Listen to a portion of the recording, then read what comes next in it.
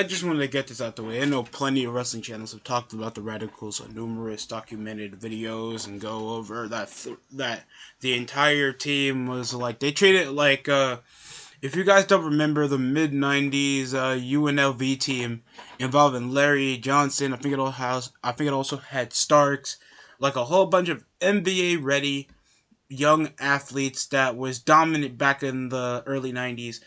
Uh, but people cared about Larry Johnson.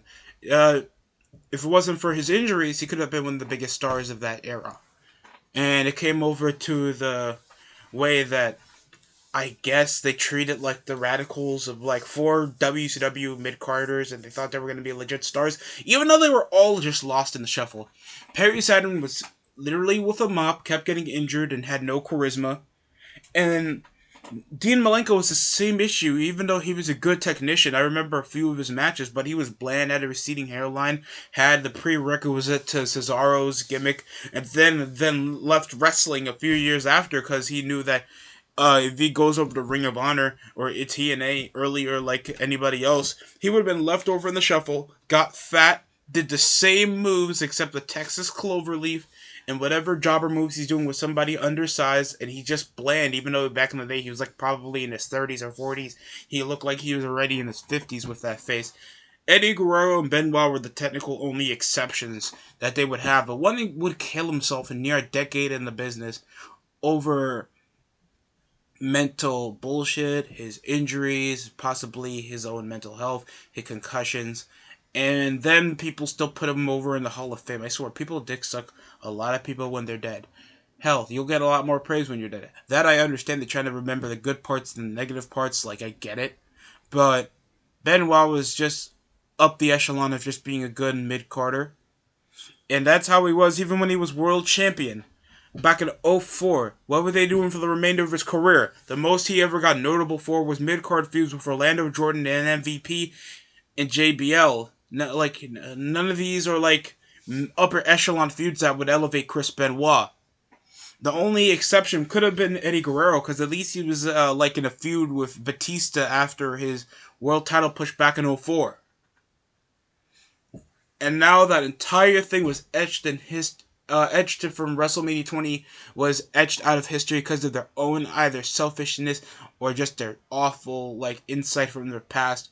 I mean, at least Eddie Guerrero had a more brighter future than Chris Benoit. Chris Benoit could have been stuck over in the shuffle, could have complained, and possibly went over to TNA if he stayed a bit longer, or didn't, or kill his family a bit later. I don't like saying this. This is possibly like a... I know this is different opinion, but the Radicalz is overrated. We all know they're just a forgettable jobber team other than the two guys that came out of it that could have been potential stars. But Eddie Guerrero was just nothing but a likable heel,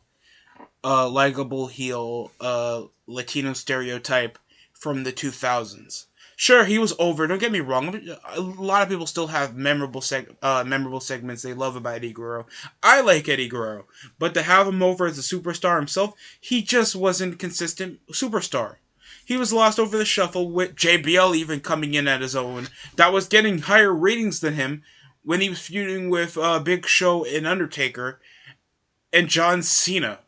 And as soon as John Cena had it, he elevated enough to even make himself part of the Raw brand and make himself the star of the company for the next 10 to 15 years. Eddie Guerrero couldn't get over that type of level when he was world champion. And that's hard to say that even though I'm a fan, I still like love his segments and I love his matches. And Eddie Guerrero would have still been a great part of WWE. But just knowing like people put him over that extended of a high pedestal, it's kind of odd. I went over this over people ruin everything up in my stream the other night, and I was just thinking to myself, do we think we overrate these people all because they passed, or is just something that we just don't understand? And it's possibly both. Sure, and we understand how much Eddie Guerrero is a beloved figure in pro wrestling, and I'm sure like his stories and his push to win the world title back at No Way Out will always be remembered. But let's just keep it a buck. Not everybody's going to think like come Universe Mode or anything booking back their story that they're going to mega push Eddie Guerrero when he does nothing that much for merchandising. isn't really that over, even though he has the charisma. He's just not the most up the ante star, even though like a lot of people like him. That's not always going to be a majorial draw. Out of back in 03 or 04 when you still had Goldberg, Brock Lesnar, Undertaker, like in The Rock for a short stint. Like there's a lot of things right there that could have still got you a lot of money, not Eddie Guerrero.